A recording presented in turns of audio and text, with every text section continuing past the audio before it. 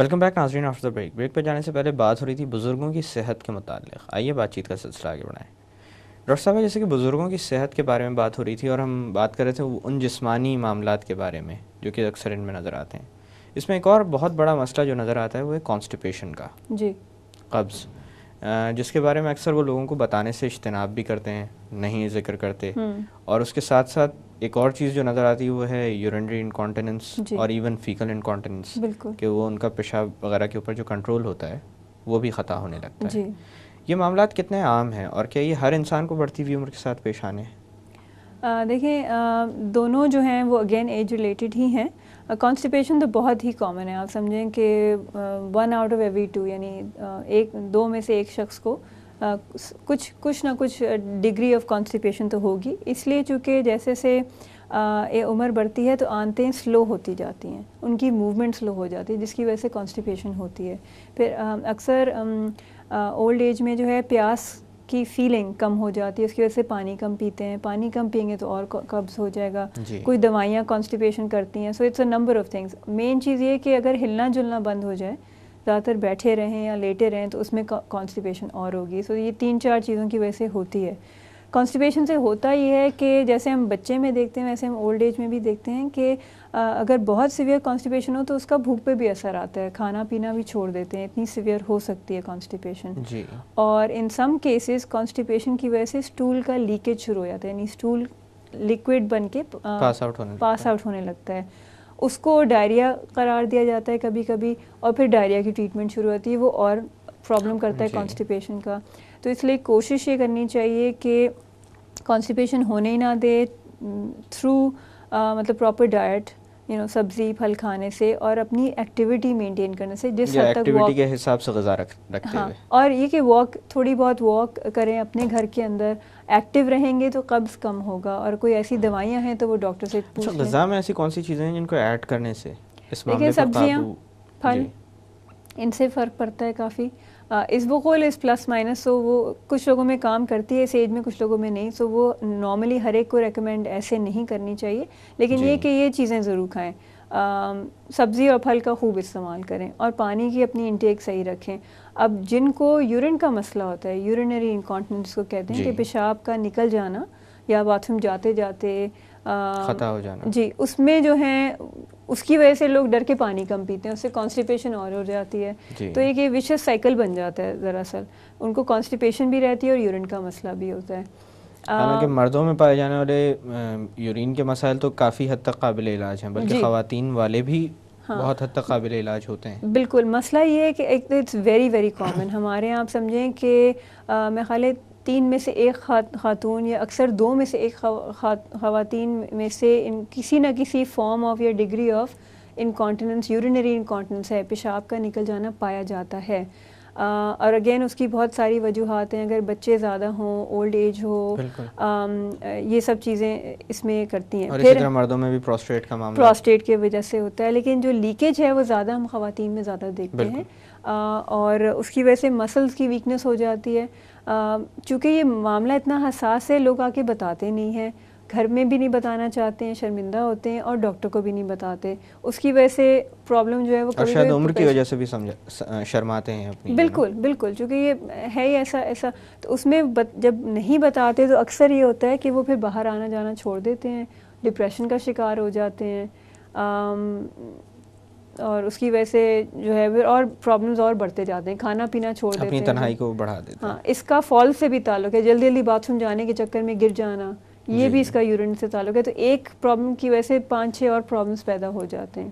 اچھا ڈاکٹر صاحب، آپریشنس وغیرہ بھی اس ایج میں کبھی کبھی کرنے پڑ جاتے ہیں، سرجریز بھی ایڈوائز کی جاتی ہیں، خاص کر فالس کے ساتھ. تو ہپ فریکچر بہت کامن ہے، جس کے اندر واحد علاج جو موجود ہے وہ یہی ہے کہ سرجری کروا دی جائے تاکہ جلد سے جلد انسان موبلائز ہو سکے. ان سرجریز کے ساتھ جو معاملہ عموماً سامنے آتا ہے، ایک تو ان کی صحت کو دیکھتے ہوئے سرجری کرنا بھی تھوڑا سا نسبتاً خطرناک ہوتا ہے عام انسان کے معاملے میں. لیکن اگر کر دی جائے تو سرجری کے بعد ضد کا ایلیمنٹ بہت زیادہ بڑھ جاتا ہے اور لڑنے جھگڑنے کا ایلیمنٹ بہت زیادہ بڑھ جاتا ہے. دوا لینے سے وہ ریفیوز کر دیتے ہیں، اس طرح ریفیوز کرتے ہیں کہ وہ بالکل ماننے کو تیار ہی نہیں ہوتے کسی طرح. ان معاملات کو کس طرح ڈیل کیا جائے اور یہ کتنے کامن ہیں؟ دیکھیں اب آج کل تو اولڈر ایج میں سرجری زیادہ ہونے لگی ہے بنسبت 5-10 سال پہلے. تو ایج اٹ سیلف کو صرف اب نہیں دیکھتے سرجری کرنے سے پہلے کہ اگر ایج زیادہ ہے تو سرجری نہیں کرنی. اب یہ والا نہیں رہا. شاید اس کے انٹرنیشنلی ایج بڑھتی جا رہی ہے جی. اور ظاہری بات ہے سرجیکل آپشنز جب علاج ہی وہی ہے تو پھر مطلب اس کو ایج کی وجہ سے اس کو چھوڑتے ہی نہیں ہیں. پرابلم یہ آتا ہے کہ اگر کسی بوڑھے شخص کو ملٹیپل میڈیکل پرابلمز ہو, بہت ساری اور بیماریاں ہوں, تو ان میں پوسٹ آپریٹیولی یا سرجری کے بعد ایک پرابلم کبھی کبھی آ سکتا ہے جو آپ سمجھیں کہ 1 out of 3 یعنی 3 یا 4 ایلڈرلی لوگوں میں سے ایک میں ہو سکتا ہے, جس کو ہم ڈیلیریم کہتے ہیں. ڈیلیریم ہوتا ہے اکیوٹ کنفیوژن, یعنی ایک دم سے آپریشن کے بعد اینستھیزیا کی وجہ سے, بے ہوشی کی وجہ سے اور دواؤں کی وجہ سے مریض جب اٹھتے ہیں تو کنفیوز ہو جاتے ہیں وہ, اور ان کو پتہ نہیں ہوتا وہ کہاں ہیں, اپنے رشتہ داروں کو نہیں پہچانتے. اس میں پھر ضدی ہو جاتے ہیں, دوائیوں کو ریفیوز کرنا, اپنی آئی ویز وغیرہ نکالنا, یہ ہو سکتا ہے. تو اس کے چانس اولڈ ایج میں تھوڑے زیادہ ہوتے ہیں بنسبت ینگر ایج میں آپریشن کے. لیکن یہ کہ اب جیسے جیسے آپریشن ڈاکٹرز کی ایکسپرٹیز بہتر ہوتی جا رہی ہے, اینستھیزیا بہتر ہوتا جا رہا ہے, تو یہ ہے کہ اب آپریشنز اتنے ڈینجرس نہیں رہے جیسے پہلے تھے. اگر مریض کو ایک دم سے کنفیوژن ہو تو پھر وہ ڈیلیریم ہو سکتا ہے, پھر اس کا علاج وہیں پہ ہاسپٹل میں ہی ہونا چاہیے.